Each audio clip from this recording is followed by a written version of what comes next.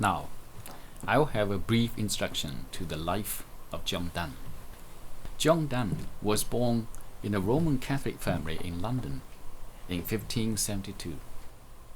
His father, also called John Donne, was a well-to-do ironmonger of London, but died suddenly in 1576 when Donne was only 4 years old, leaving 3 children to his wife Elizabeth, a relative of the Catholic martyr Sir Thomas More.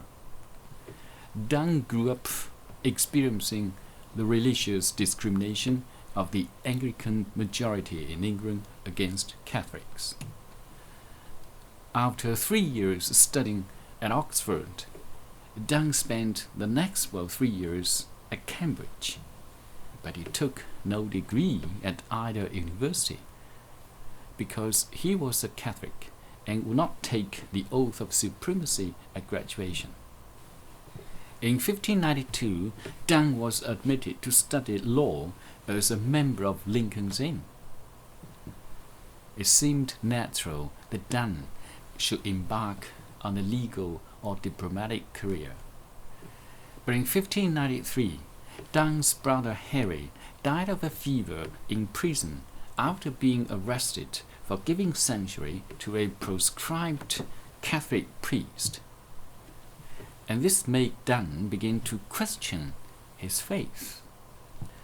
During this period of residence in London, Donne wrote his first book of poems, Satires, one of Donne's most important literary efforts. And in his Songs and Sonnets, which was published in 1633, Donne distinguished himself by his highly original attitudes toward sexual love. These 2 volumes of poetry were not immediately published, but they had a fairly wide readership through private circulation of the manuscripts. Donne was a great love poet, but he rejected Petrarchan conceit, a cliched comparison usually relating to humble worship of a woman's beauty. Having inherited a considerable fortune, young Jack Donne spent his money on books, a theatre, on womanizing, and on travels. In 1596, Donne joined the naval expedition against Spain, and the following year he joined another expedition to the Azores. Upon his return to England in 1598, Donne was appointed private secretary to Sir Thomas Egerton, Lord Keeper of the Great Seal. Donne was beginning a very promising career. Donne even sat in Queen Elizabeth's last parliament. But in 1601, he secretly married Lady Egerton's 16-year-old niece, Anne More, daughter of Sir George More, Lieutenant of the Tower, and thereby ruined his own worldly hopes. Sir George More had Donne thrown into Fleet prison for several weeks, and Egerton dismissed Donne from his post, and for the next dozen years the poet had to struggle to support his own growing family. When Anne's father and uncle learned of the marriage, they were furious, and they imprisoned Donne while they attempted to dispute the marriage as illegal. But Donne proved that the marriage was indeed lawful, and he was soon released from prison. But they lived a solitary life in this country house in Surrey. Since Donne had refused to take the Anglican orders in 1607, King James persisted and finally announced that Donne would receive no post or promotion from the king unless in the church. Eventually, Donne converted from Roman Catholicism to Anglicanism and was enlisted by Sir Thomas Morton to aid him in writing anti-Catholic pamphlets.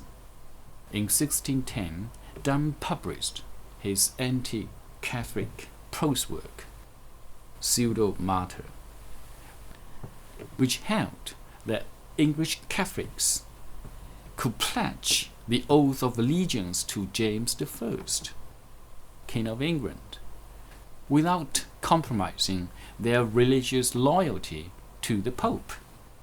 This won Donne the favor of the king, who believed that Donne would be a strong addition to his church. In 1615, Donne reluctantly entered the ministry and was appointed royal chaplain later that year. In 1616, he was appointed Reader in Divinity at Lincoln's Inn. Cambridge had conferred the degree of Doctor of Divinity on him 2 years earlier.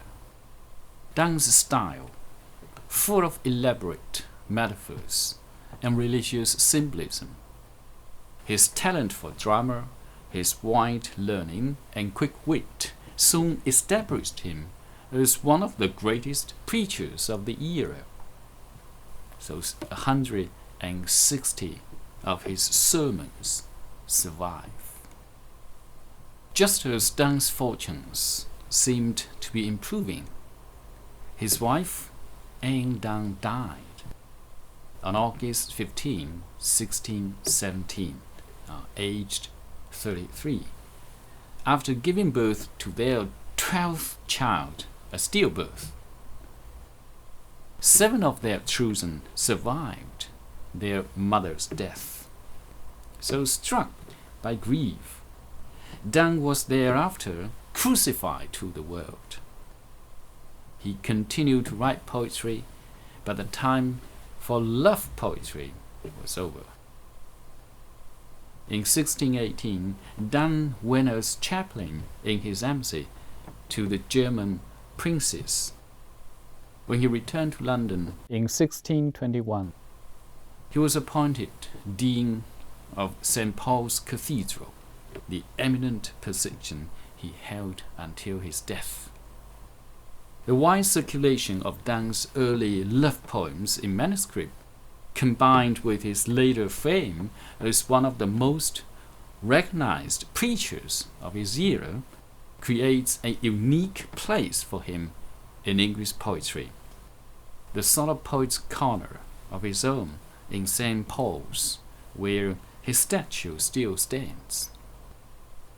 In 1624, after publishing Devotions upon Emerging Occasions, his private meditations, Donne was made vicar of the St.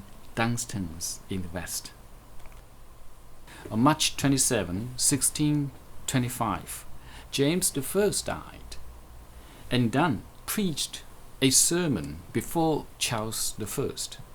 But for his ailing health, Donne would have become a bishop in 1630, but he died in London in 1631.